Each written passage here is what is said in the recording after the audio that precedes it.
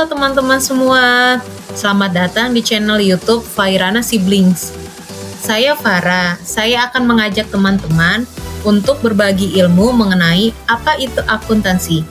Let's check it out!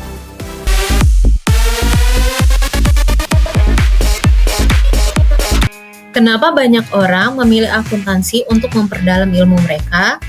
Karena mereka ingin memperdalam lagi mengenai bagaimana cara membaca laporan keuangan, serta bagaimana cara membuat laporan keuangan.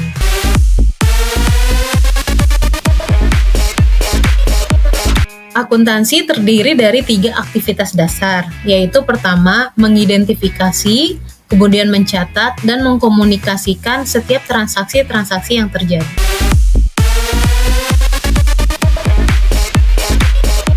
Sebuah perusahaan mengidentifikasi transaksi-transaksi yang terjadi, seperti apabila ada invoice, perjanjian-perjanjian atau agreement, dan faktur pajak, kemudian diklasifikasikan sesuai dengan misalnya apakah adanya penjualan, biaya, aset tetap, dan lain-lain.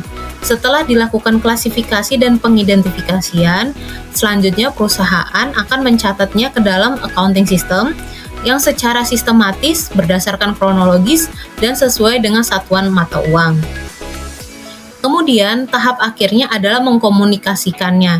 Mengkomunikasikannya dalam bentuk laporan keuangan atau financial statement.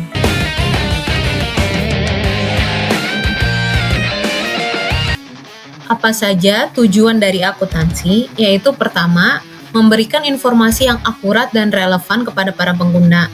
Yang kedua, membantu para pengguna dalam menyusun atau membuat pengambilan keputusan yang tepat.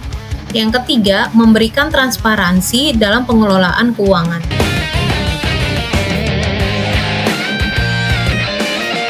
Pengertian akuntansi adalah proses pengelompokan, ringkasan, analisis, pencatatan, dan penyajian informasi keuangan.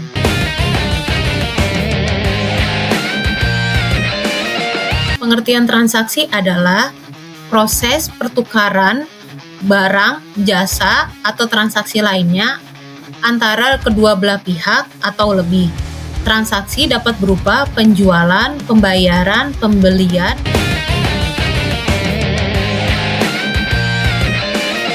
Pengertian jurnal dalam akuntansi adalah catatan keuangan perusahaan yang dilakukan secara sistematis dan kronologis.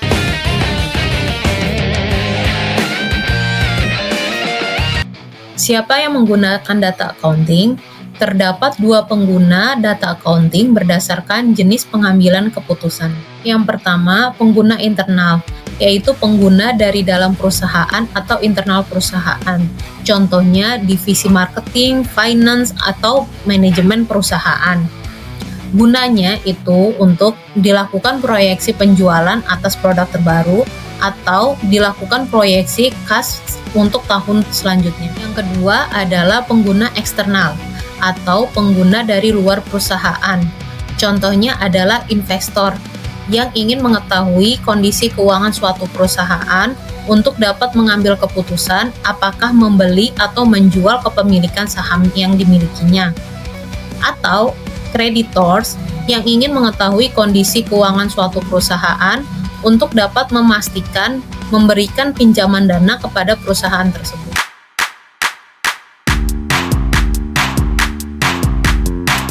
Untuk memastikan laporan keuangan telah dicatat berdasarkan kronologis kejadian dan secara sistematis, para akuntan dalam membuat laporan keuangan mengikuti standar akuntansi yang berlaku umum. Terdapat 2 standar akuntansi, yaitu yang pertama adalah International Accounting Standard Boards yang mengacu pada International Financial Reporting Standards atau IFRS, dan negara-negara yang mengikuti IFRS adalah negara Inggris salah satunya. Yang kedua adalah Financial Accounting Standard Board yang mengacu pada Generally Accepted Accounting Principle. Negara yang mengakui GAAP adalah Amerika salah satunya.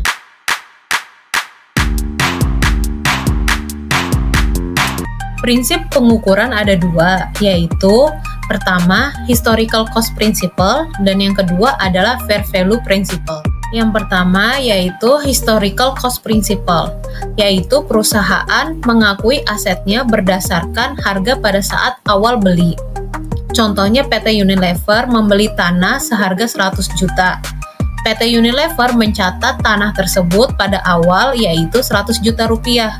Kemudian pada tahun selanjutnya tanah tersebut menjadi 200 juta rupiah. PT Unilever tetap mencatat tanah tersebut seharga pada saat awal beli yaitu 100. Yang kedua adalah fair value principle, yaitu perusahaan mencatat asetnya berdasarkan nilai wajarnya.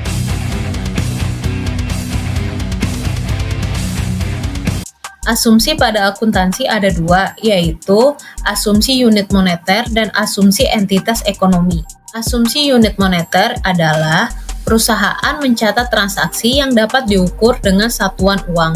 Asumsi entitas ekonomi dibagi menjadi tiga, yaitu pertama, proprietorship, yang kedua partnership, yang ketiga corporation. Proprietorship adalah bisnis yang dimiliki oleh satu orang owner. Contohnya salon kecantikan, toko perbaikan mobil, toko baju. Transaksi proprietorship harus dibedakan antara transaksi pemilik perusahaan dengan transaksi perusahaan. Partnership adalah bisnis yang dimiliki dua orang atau lebih yang bekerja sama sebagai partner. Contohnya adalah kantor akuntan, kantor pengacara, atau kantor arsitek. Sama seperti proprietorship, transaksi yang dicatat oleh perusahaan harus dibedakan antara transaksi pemilik perusahaan atau owner dengan transaksi milik perusahaan. Yang terakhir adalah corporation, yaitu bisnis yang memiliki badan hukum korporasi dan kepemilikannya terbagi atas saham-saham. Contohnya perusahaan Toyota dan perusahaan Honda dan perusahaan lainnya. Terima kasih kepada teman-teman yang telah menonton video ini. Jangan lupa untuk menekan tombol like, subscribe, dan nyalakan notifikasinya untuk mendapatkan video-video lainnya dari channel YouTube Fairana Siblings. Bye-bye!